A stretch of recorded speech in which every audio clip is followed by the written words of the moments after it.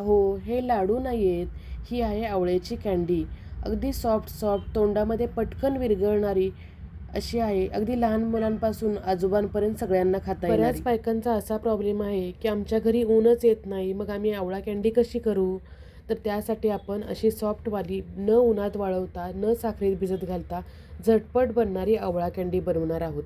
आपली नेहमीची आवळा कँडी असते ती खूप कडक असते. बऱ्याच लोकांना दातामुळं चावता येत नाही.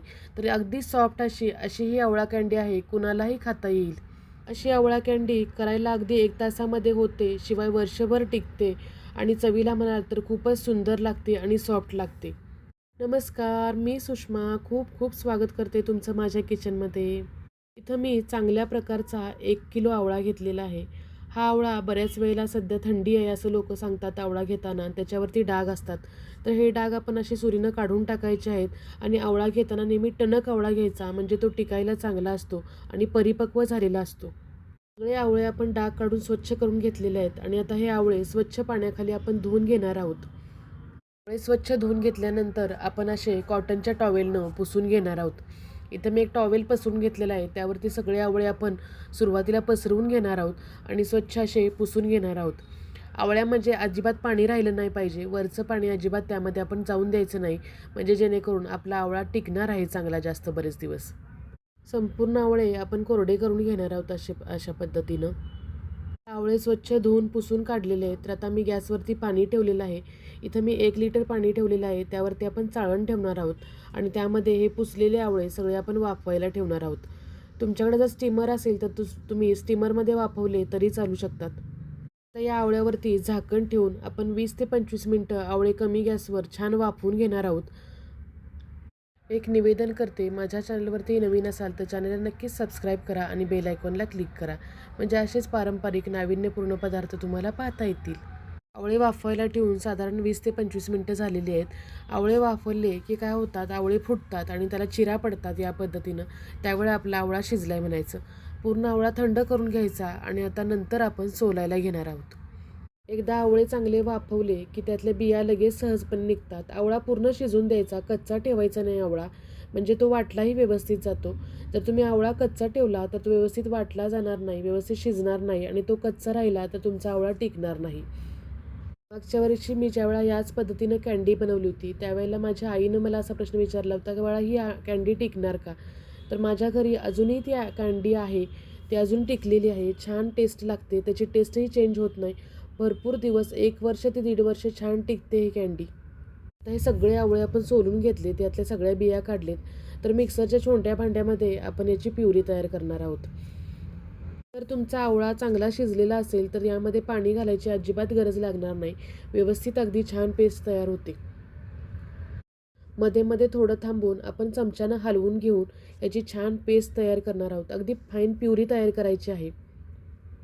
इथं पाहू शकता मी छान अशी प्युरी तयार केली आहे. जर वाटलं गेलं नाही तर अगदी चमचाभर गरम पाणी यामध्ये टाकायचं आहे आणि छान मस्तपैकी प्युरी एकदम तयार करून घ्यायची आहे.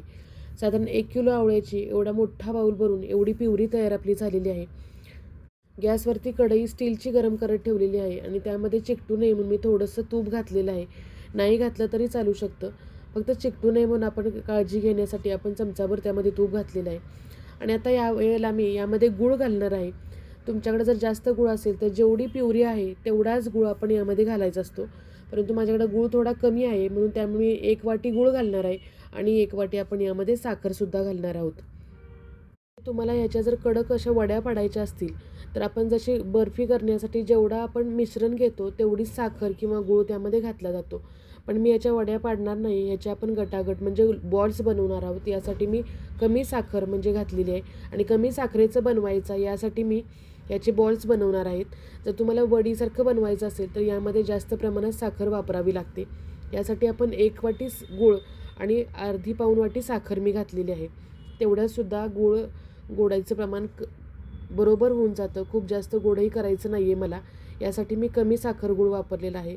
तुम्हाला जर बर्फी करायची असेल तर वाटीनं हा मिश्रण मोजून घ्यायचं आणि तेवढीच साखर आपण त्यामध्ये मोजून घालायची असते. आता यामध्ये चवीसाठी मीठ म्हणून 2 चमचे मी मीठ घातलेलं आहे. इथं आपण सुंठ पावडर घातलेली 1 चमचाभर, शिवाय आपण यामध्ये 1 चमचाभर जिरा पावडरसुद्धा घातलेली आहे. यामध्ये तुम्ही चाट मसाला घातला तरी चालू शकतं. अगदी चटपटीत लागतात हे बॉल्स. फक्त हे मिश्रण परतायलाच थोडा वेळ लागतो. कसं होतं, हे मिश्रण घट्ट व्हायला लागतं आणि ज्यावेळेला कढई सोडेपर्यंत आपण हे परतत राहावं लागतं. साधारण 15 ते 20 मिनटं वेळ लागला. 1 किलो आवळ्यासाठी 15 ते 20 मिनटं वेळ द्यावा लागतो. आता या मिश्रणाला चिकटपणा येण्यासाठी आपण इथं 2 चमचे कॉर्नफ्लॉवर घेतलेलं आहे आणि यामध्ये 2 चमचे आपण पाणी घालणार आहोत. कारण आवळ्याला अजिबात चिकटपणा नसतो. यासाठी आपण यामध्ये चिकटपणासाठी थोडं कॉर्नफ्लॉवरची स्लरी घालणार आहोत, की जेणेकरून त्याला बाइंडिंग येऊ शकतं आणि छान बॉल्स आपले तयार होतात त्यामुळं. अगदी आपण यामध्ये चमचा 1.5 चमचा पाणी घालून तशी अशी पातळ अशी स्लरी करायची. गाठी सगळ्या फोडून घ्यायच्या आहेत. आवळ्याचं मिश्रण बऱ्यापैकी भाजलं गेलेलं आहे. त्याचा कलरही चेंज झालेला आहे आणि आता शेवटी आपण यामध्ये ही कॉर्नफ्लॉवरची स्लरी घातलेली आहे. एकदा कॉर्नफ्लॉवरची स्लरी घातली की आपोआप ते गोळा बनत जातो आणि पटपट असा गोळा तयार होतो. आता त्यामध्ये सॉफ्टपणा येण्यासाठी आपण परत त्यामध्ये 1 चमचाभर वरून तूप घातलेलं आहे, की जेणेकरून आपले बॉल्स अगदी सॉफ्ट झाले पाहिजेत. यासाठी मी वरून 1 चमचाभर तूप घातलेलं आहे. जसं मिश्रण भाजत जातं त्याचा रंग पूर्ण चेंज व्हायला लागतो. इथं पाहू शकता, सुरुवातीला आपला जो आवळा होता तो पांढरा होता आणि ब्राऊन कलरचा झालेला आहे आता तो. आता हे मिश्रण ताटामध्ये काढण्यासाठी सुरुवातीला आपण ताटाला तूप लावून घेतलेलं आहे. जसं मिश्रण तयार होत जातं तसं ही कढई सोडायला सुरुवात झाली. इथे पाहू शकता, जसं आपण कॉर्नफ्लॉवर घातल्यानंतर त्याचा एक गोळा बनायला सुरुवात झालेली आहे. म्हणजे जसं कढई सोडायला सुरुवात झाली की समजायचं की आपलं हे मिश्रण तयार झाले. आता हे मिश्रण थंड करण्यासाठी आपण एका ताटामध्ये काढून घेणार आहोत.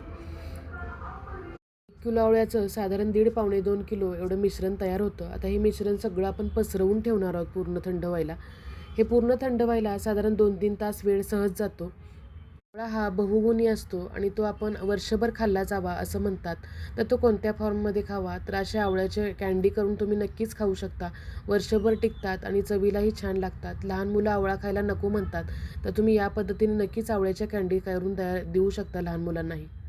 आवळ्याचे ते मिश्रण पूर्ण थंड करून घेतलेलं आहे. नंतर त्याच्यावरती लाईन मारलेत, की जेणेकरून आपल्याला एकसारखे बॉल्स तयार करता यावे त्यासाठी. आणि इथे मी साखर घेतलेली आहे. साखरेची पावडर तयार करून घेतलेली आहे, पिठी साखर. बॉल तयार करत आहे आणि त्या साखरेच्या पिठी साखरेमध्ये घोळवून घेत आहे, की जेणेकरून हे बॉल एकमेकाला चिकटले नाही पाहिजेत. आणि शिवाय ह्याची टेस्टही खूप जास्त एनहान्स होते ज्यावेळी तुम्ही साखरेमध्ये घोळवता त्यावेळेला. लहान मुलांना तर खूप मजा वाटते वरती साखरेचा बॉल्स बघून. तुम्ही बॉल बनवू शकता किंवा अशाच कँडी काढून बर्नीमध्ये भरून ठेवू शकता. एअरटाईट बर्नीमध्ये हे बॉल्स सहज तुम्ही 1.5-2 वर्ष सहज टिकवू शकता. चवीला खूप सुंदर लागतात आणि कमी साखरेमध्ये मी ही बनवलेली आहेत. खूप जास्त साखरही घालायची गरज लागलेली नाही. 1 किलो आवळ्यामध्ये साधारण ह्या कँडी 1 ते 1.5 किलो सहज बनलेले आहेत. सगळे बॉल्स मी तयार करून घेतलेले आहेत. वरून आपण पिठी साखर चाळून घेतलेली आहे त्यावरती आणि थोड्या वेळानं आपण हे बॉल्स बर्नीमध्ये भरून ठेवणार आहोत. आवळ्याच्या कँडीची किंवा बॉल्सची ही रेसिपी आवडली असेल तर नक्की लाईक, शेअर, सबस्क्राईब करा. परत भेटू अशाच एका नवीन रेसिपीसह. धन्यवाद.